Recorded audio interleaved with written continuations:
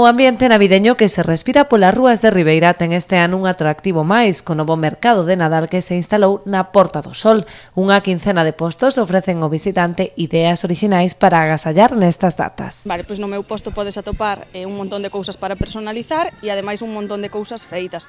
Cojins, tazas, libretas, camisetas, bodys, todo o que queiras para pedirlle o Día de Reis, pois podedes encontrar aquí todo. E no resto da feira, pois hai un posto de coiro, hai artesanía, hai outros postos de camisetas, hai un montón deles, así en variado, que para encargarlle aos Reyes están todos xenial.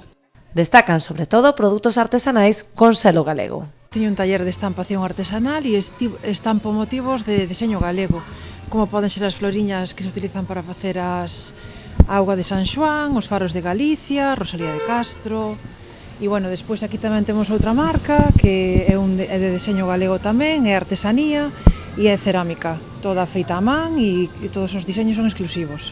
Temos mermeladas, desde grelos, acelgas, ortigas, mazán, castaña, zanahoria, temos aí unha mezcla que é castaña, calabaza e noz, despois tamén de castañas temos paté, temos castañas confitadas, temos tof de castañas, e despois a variedade de pementos, como non, temos o pemento de herbón, o que pica e o que non. Ademais dunha ampla gama de artigos, o mercado conta tamén cunha zona infantil na que se desenvolven obradoiros de adornos de Nadal con material de refugallo durante as mañás. A organización deste mercado é unha aposta do Concello para incentivar as vendas no pequeno comercio.